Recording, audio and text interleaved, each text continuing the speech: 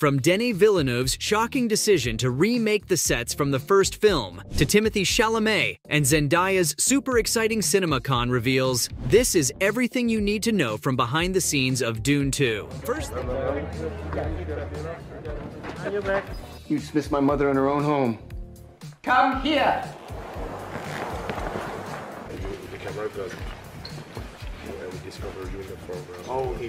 First things first, I think we should talk about Villeneuve's obsessive attention to detail. The renowned director rebuilt all the sets from scratch, even though many of them were carried over from the last film. Now, that might sound kind of crazy at first, but you've got to understand, Denis is not messing around here. Of course, the character debut that's really got fans worked up isn't actually the Emperor. Rather, it's the long-awaited Feyd-Rautha Harkonnen. The heir to Baron Harkonnen was previously played by Sting in David Lynch's controversial adaptation, but this time around, he'll be played by Austin Butler. Butler's probably the most exciting casting announcement so far, because he barely looked like himself in the trailer. The makeup artist clearly knew what he was doing, which isn't surprising, because this is Donald Mowat we're talking about. The guy's been a long-time collaborator of Villeneuve's, and it's comforting to know that his low VFX makeup style is making a comeback. Dune was an extraordinary experience. We had so many different things happening.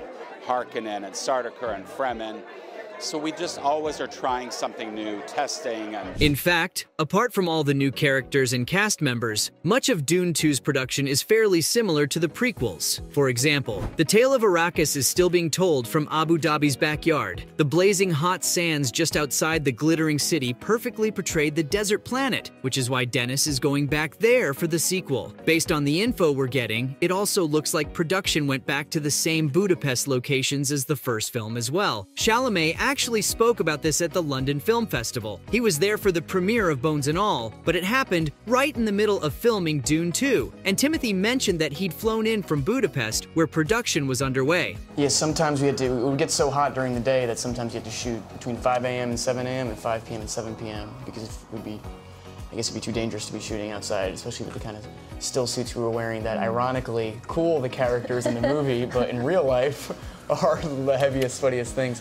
That, too, in some rather inhospitable filming locations. Of course, not all of the locations were quite this hostile. Denis decided to go to Italy for an unknown sequence, making it the only new location he added to the production schedule. Now, we don't know much about what he filmed there, but considering how Dune 2 will show us new planets in the universe, something tells me this location will be pretty important in the finished film. It's a scene that required a lot of choreography, a lot of time of shooting, but honestly, those are my favorite thing because it's a sequence that doesn't rely on dialogues or something. It just relies on cinema. And Denis definitely has an eye for this stuff, because the setting he chose is a bona fide architectural marvel. The Brian Tomb in the Altivole region of Italy, designed by Carlo Scarpa, this tomb features some incredible design elements that combine a bunch of global styles. That actually makes it perfect for Dune 2, because the combination of Eastern and Western visual influences is exactly what the film's going for. However, it's safe to say that the film will mostly take place on the harsh sands of Arrakis, because Denis and his crew only filmed in Italy for a couple of days. And we also have confirmation that the film finished shooting in the middle of the desert. Timothy announced that production had wrapped in the cutest way imaginable, namely by posting a picture of him and his dad on set with some beautiful dunes in the backdrop. There's no way to know if this was in Jordan or Abu Dhabi, but either way, it's pretty obvious that desert scenes are going to be a big part of Dune 2, and they finally managed to finish shooting in December 2022. Also, how cute does Timothy look with his dad in the picture? Although, I have a feeling that his character, Paul Atreides, won't be having this much fun.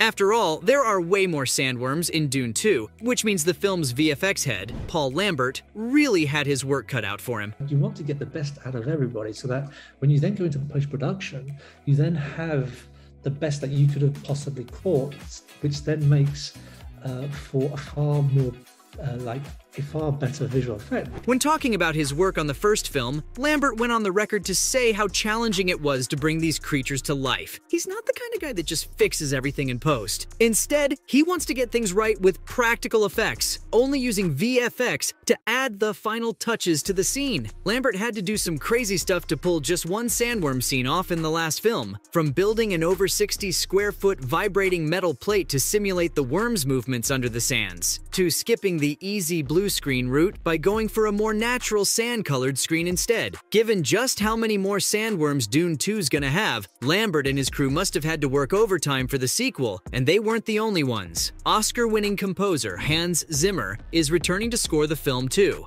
I hear the music because I had a sort of a vision and a sound in my head. My challenge was not being a grown-up, not trying to be the man who's done a lot of movies. Something I wanted to always do, to invent instruments that don't exist, invent sounds that don't exist. His soaring, energetic scores were a huge part of the first film's success, and he was definitely looking forward to the sequel. Before the film was even greenlit, Zimmer had already composed 90 minutes of new music for it. He even sent it to Villeneuve to help get him in the zone while he wrote the script. While working on the new score, Hans took fans on a short video tour of his studio space, and I gotta say, the vibes were pretty chill. I assumed he'd be a mad genius type, but instead, his studio looked pretty cozy. Zimmer mentioned that he needs to be surrounded by books while he works, because it helps keep him in a storytelling mindset. After all, he needs to make music that'll elevate the film, so it makes sense that he'd work in a library for inspiration. Hans also keeps plenty of silly little objects in his studio to lighten the mood, like this crazy screeching goat toy that was an obvious tribute to the old meme. I'd say he's earned the right to have a little fun, because it clearly doesn't stop him from making the best scores of all time. Now, before you get too excited, Zimmer probably won't finish the score anytime soon, because it's usually one of the last things to be finalized in a film's production. Luckily, Zendaya, Chalamet, and Villeneuve have finally started marketing the film, and their recent appearance at CinemaCon drove the audience wild. It had been a hot minute since we'd gotten any Dune 2 updates. When we did the scene, I saw this transformation into Timothy. And when I saw that power rising into what he brought to the character, that I saw with my own eyes, Paul Atreides becoming something else. But the panel hosted by Timothy, Zendaya, and Dennis definitely gave fans the goods. Villeneuve's announcement that the film was shot entirely on IMAX cameras started things off with a bang. Fun fact, less than half of the first film was shot this way. Can you believe that? What's more, Chalamet gave some juicy details about Paul Atreides, mentioning that his character will be coming into his own as a leader. Finally, Zendaya got the chance to grab the spotlight by revealing her character will be way more prominent in Dune 2. The first film barely gave her any lines, but it looks like she'll be taking center stage in the sequel. The panel closed off with the trailer, and let me tell you, people probably heard the fans screaming for miles around. So, from the recent reveals at CinemaCon that finally gave us a glimpse of the film, to Denis Villeneuve building new sets to freshen up the setting, this was everything you need to know from behind the scenes of Dune 2.